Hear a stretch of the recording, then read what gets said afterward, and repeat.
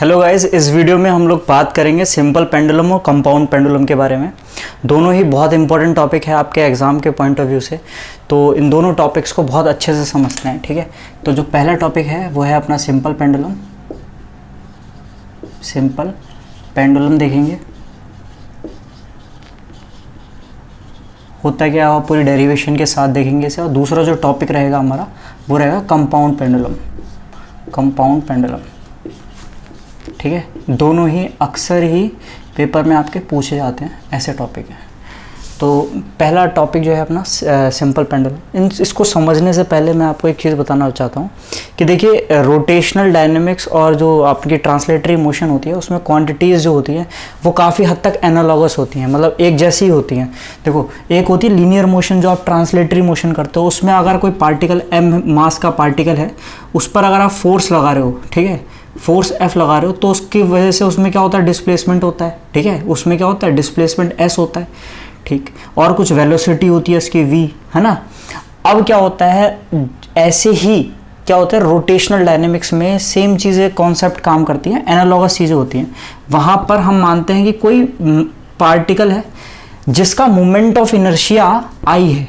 ठीक है, क्या मानते हैं, मोमेंट ऑफ इनर्शिया I है, यानी कि मास के एनालॉगस क्या चीज़ होती है यहाँ पर, moment of inertia rotational dynamics में। ठीक है, और वहाँ पर हम क्या लगाते हैं, उस पर टॉर्क लगाते हैं, टाउ टॉर्क लगाते हैं, और जिसकी वजह से वो क्या करता है, एंगुलर मोशन करने लग जाता है। ठीक है, एंगुलर डिस्प्लेसमेंट होता है उसमें, थीटा का एंगुलर डिस्प्लेसमेंट होता है। तो ऐसी चीज़ें होती हैं। ठीक है, मतलब हर चीज़ के एनालॉगस आपको कोई चीज़ मिल जाएगी। तो मैं लिख रहा हूँ कुछ क्वांटिटीज़। ठीक है, ये अभी आपके लिए कितना यूज़फुल होगा आपको समझ में आएगा। ठीक है, जैसे कि ये है ट्रांसलेटरी मोशन में जो चीज़ें यूज़ होती हैं। ठीक है, ट्रांसलेटरी मोशन जो है आपकी, उसमें जो चीज़ें यूज़ हो रही हैं, और एक जो रोटेशनल डायनेमिक्स में यूज़ हो रही हैं, जब कोई चीज़ रोटेशन करती है। ठीक है, अब देखो यहाँ पर आता है फोर्स। फोर्स होता है F = ma। ठीक है, अब फोर्स के एनालॉगस, बिल्कुल मतलब फोर्स के जैसा काम वहाँ पर क्या कर रहा है, वहाँ पर कर रहा है मूवमेंट, ये वहाँ पर क्या कर रहा है, टॉर्क कर रहा है। ठीक है, आप फोर्स लगाते हो तो कोई चीज़ लीनियर मोशन करने लगती है। ठीक है, नॉर्मल जो आपकी ट्रांसलेटरी मोशन होती है। ठीक है, अब यहां पर क्या होता है, जब आप टॉर्क लगाते हो तो कोई चीज रोटेट करने लगती है।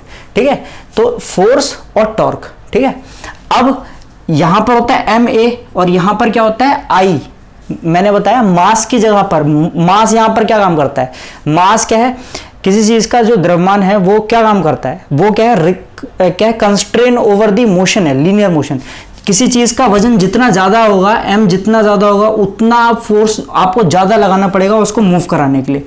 ऐसे ही I होता है यहाँ पर, इसको कहते हैं मोमेंट ऑफ इनर्शिया। तो मोमेंट ऑफ इनर्शिया किसी चीज का जितना ज्यादा होगा, उसे रोटेशन कराना उतना ही ज्यादा मुश्किल होगा। ठीक है, यानी कि कम मास तो ज्यादा अच्छे से कोई चीज मूव कर पाएगी सेम फोर्स लगाने पर। ऐसे ही सेम टॉर्क लगाने पर कोई चीज अच्छे से मूव कर पाएगी अगर उसका मोमेंट ऑफ इनर्शिया कम होगा। ठीक है, तो यहां पर क्या होता है, यहां होता है फोर्स, और यहां पर होता है क्या, यहां पर होता है आपका मोमेंट ऑफ इनर्शिया। यहां पर होता है मास और यहां पर होता है आपका मोमेंट ऑफ इनर्शिया। और अल्फा, यहां पर ए एक्सेलरेशन है, यहां पर एंगुलर एक्सेलरेशन। ठीक है, यहां पर जो होता है डिस्प्लेसमेंट होता है, यहां पर एंगुलर डिस्प्लेसमेंट होता है। ठीक है, यहां पर एक्सेलरेशन होता है, यहां पर एंगुलर एक्सेलरेशन, यहां पर वेलोसिटी होती है, यहां पर एंगुलर वेलोसिटी होती है। ठीक है, तो बिल्कुल सेम चीजें हैं। यहां पर काइनेटिक एनर्जी क्या होती है, ½mv²। अभी मैंने आपको बताया। अब ऐसे ही इस फॉर्मूला बना लो, यहां पर रोटेशनल डायनेमिक्स में इसका फॉर्मूला बना लो। रोटेशनल डायनेमिक्स में जो फॉर्मूला होगा वो क्या होगा आपका, वो होगा काइनेटिक एनर्जी का ½ m की जगह पर मैंने बताया moment of inertia I use होता है, और v की जगह पर आपका क्या यूज होगा, v की जगह पर आपका यूज होगा ओमेगा। ठीक है, एंगुलर वेलोसिटी, तो ½ I⍵²। तो इस तरीके से चीजें चलती हैं किसमें, रोटेशनल और ट्रांसलेशन मोशन में। अब ये चीजें ही हमारी यूज होंगी यहाँ पर सिंपल पेंडुलम और कंपाउंड पेंडुलम में, क्योंकि ये ऑक्सिलेशन तो है लेकिन एंगुलर ऑक्सिलेशन का उदाहरण है। तो हम यहाँ पर ट्रांसलेटरी मोशन में उसको डिस्कस नहीं करेंगे, हम रोटेशनल डायनेमिक्स में उसको डिस्कस करेंगे। ठीक है, तो देखते हैं। ठीक है, तो आई होप ये चीज़ आपने नोट डाउन कर ली होंगी और आपको समझ में भी आएंगी। ऐसे ही आप बहुत सारे सभी चीज़ों को डिफाइन कर सकते हो यहाँ पर। ठीक है, तो ये तो हुई बात। अब बात करते हैं सिंपल पेंडुलम की। पहला जो एग्जांपल है सिंपल पेंडुलम, मैं ज़्यादा लैंग्वेज नहीं लिखा रहा हूँ आपको। लैंग्वेज अगर आपको चाहिए तो मैं टेलीग्राम ग्रुप एक चैनल बना लिया है, उसका मैं लिंक डाल दूंगा, ठीक है, आप वहाँ पे ज्वाइन कर लेना, वहाँ पर स्क्रीनशॉट डाल दूंगा मैं, जिससे आप क्या कर सकें, जो लैंग्वेज है वो उतार सके, जहाँ से डेरिवेशन करा रहा हूँ मैं आपको, वहाँ का मैं आपको क्या कर दूंगा, स्क्रीनशॉट दे दूंगा, तो वहाँ से आप लैंग्वेज लिख लीजिएगा। तो सिंपल पेंडुलम क्या है? सिंपल पेंडुलम को अगर आप समझें तो सिंपल पेंडुलम क्या है? एक पेंडुलम है जो कि जिसमें L लंबाई की थ्रेड है, आप पे एक L लंबाई की थ्रेड है, और यहाँ पर एक बॉब M मास का कोई बॉब है जो कि क्या है, यहाँ पर लटक रहा है, यहाँ पर बॉब, ठीक है। अब आप क्या करते हो, इसको किसी इंस्टेंट t पर आप इसको क्या करते हो, थोड़ा सा एंगुलर डिस्प्लेसमेंट देते हो थीटा का, और ये जो आप है, आपकी जो थ्रेड है वो यहाँ पर आ जाती है, और बॉब भी इधर आ जाता है M मास का, ठीक है। अब क्या है, इसकी जो लेंथ है, इस जो थ्रेड है इसकी लेंथ है वो तो L ही रहेगी, इसकी लेंथ तो L ही रहेगी। आप एंगुलर डिस्प्लेसमेंट भी, तो एंगुलर डिस्प्लेसमेंट आपने कितना दिया, थीटा दिया है, ठीक है। अब यहाँ से आप अगर आप परपेंडिकुलर डालो तो ये जो लेंथ है यहाँ पे परपेंडिकुलर लेंथ, ये एक ट्रायंगल बन रहा है, ठीक है, और ये इसका बेस हो जाएगा, आधार हो जाएगा, और ये इसका लंब हो जाएगा, ठीक है, परपेंडिकुलर हो जाएगा।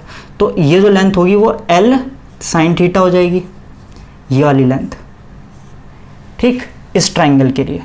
और ये वाली जो लेंथ होगी यहाँ से यहाँ तक की इस ट्रायंगल में, ये हो जाएगी आपकी L cos theta, L cos theta हो जाएगी, ठीक है। अब आपको क्या करना है, इसको सॉल्व करना है, ठीक है।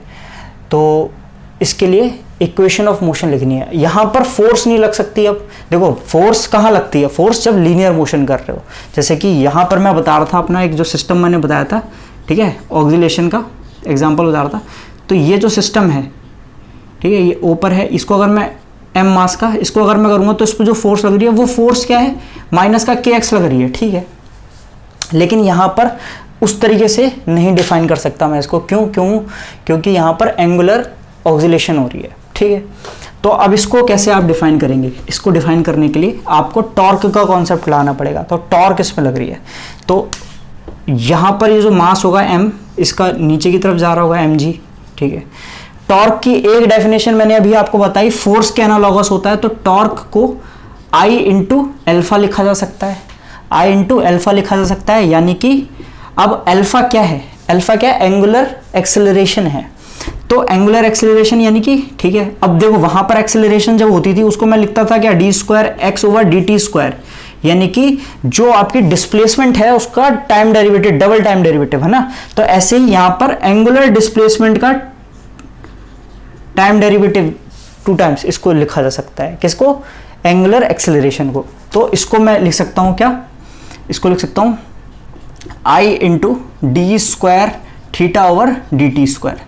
यहां पर थीटा क्या है, एंगुलर डिस्प्लेसमेंट है आपका ये, ठीक है।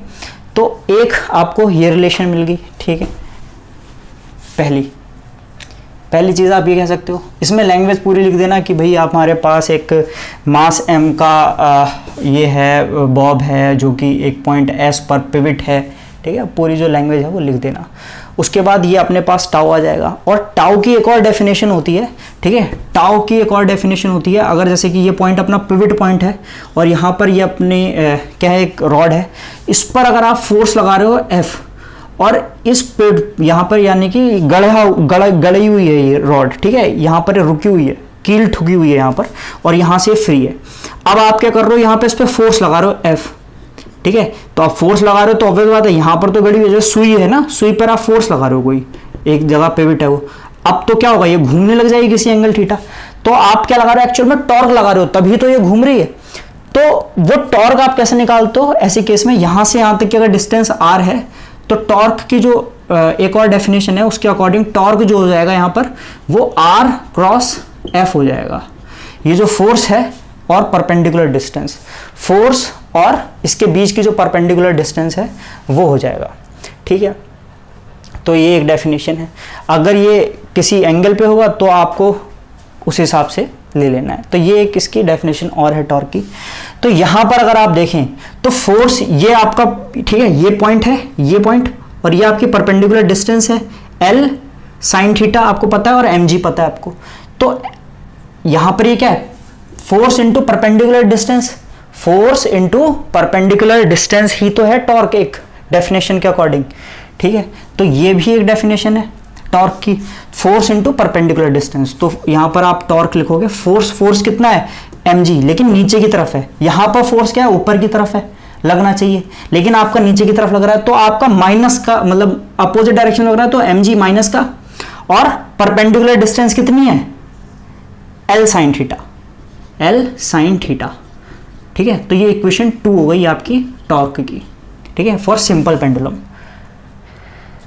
अब अगर इन दोनों फर्स्ट इक्वेशन और सेकंड इक्वेशन से दोनों इक्वेशंस को बराबर में लिखता हूं मैं, तो मेरे को मिलता है I D square theta over D T square equals to minus का M G L sine theta, ठीक है, माइनस का M G L sine theta.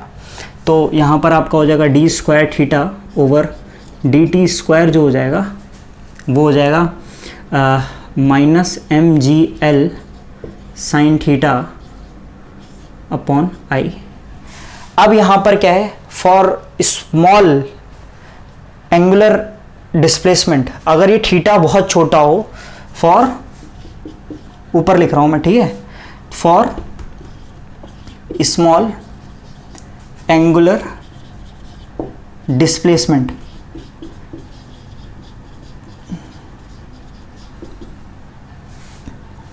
क्या होगा आपका साइन थीटा जो होगा वो अप्रॉक्सीमेटली इक्वल होगा थीटा के, ये लिख सकते हैं आप, ठीक है। तो यहां पर आपका ये आ जाएगा, और एंड यहां पर जो आई की वैल्यू होगी, ठीक है, मोमेंट ऑफ इनर्शिया की वैल्यू होगी इस पूरे सिस्टम के लिए, ठीक है, वो जो आएगी वो आपकी ml स्क्वायर आएगी।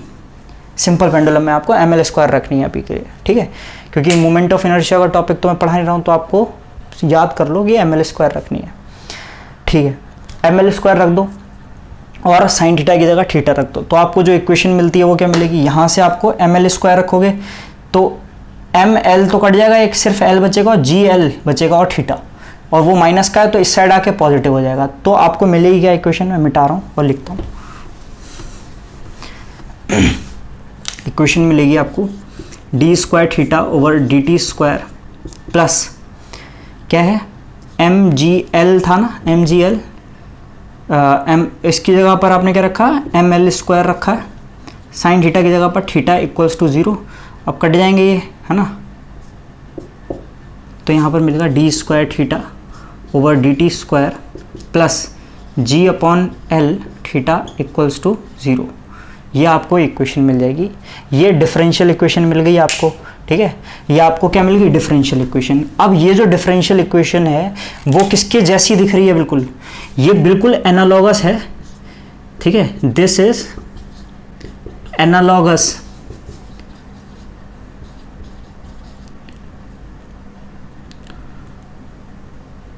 ठीक है, this is analogous to differential equation of SHM। SHM की जो डिफरेंशियल सिंपल हार्मोनिक मोशन की जो डिफरेंशियल इक्वेशन थी उसके एनालॉगस है, जो कि क्या थी, d square x over D T square plus omega square x equals to 0।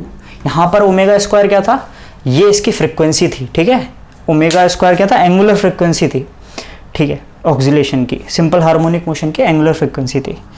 तो अगर आप इसको कंपेयर करो इन दोनों इक्वेशन को, तो इसका जो सोल्यूशन होता था वो क्या होता था, x equals to A sine omega t plus 5। तो ऐसे ही इसका भी आप निकाल सकते हो, ठीक है, सॉल्यूशन। पहले तो कंपेयर करोगे तो ओमेगा स्क्वायर की जगह पर क्या आ जाएगा, आपको मिल जाएगा एंगुलर एक्सेलरेशन मिल जाएगा आपको सिंपल पेंडुलम का, वो क्या होगा, अंडर g अपॉन एल। एक चीज़ तो ये आ सकती है पेपर में कि भाई एंगुलर जो फ्रिक्वेंसी है, एंगुलर फ्रिक्वेंसी है वो आपको बताने को कह सकता है, तो आपने ये निकाल दिया एंगुलर फ्रिक्वेंसी। टाइम पीरियड पूछ सकता है, तो टाइम पीरियड क्या होता है,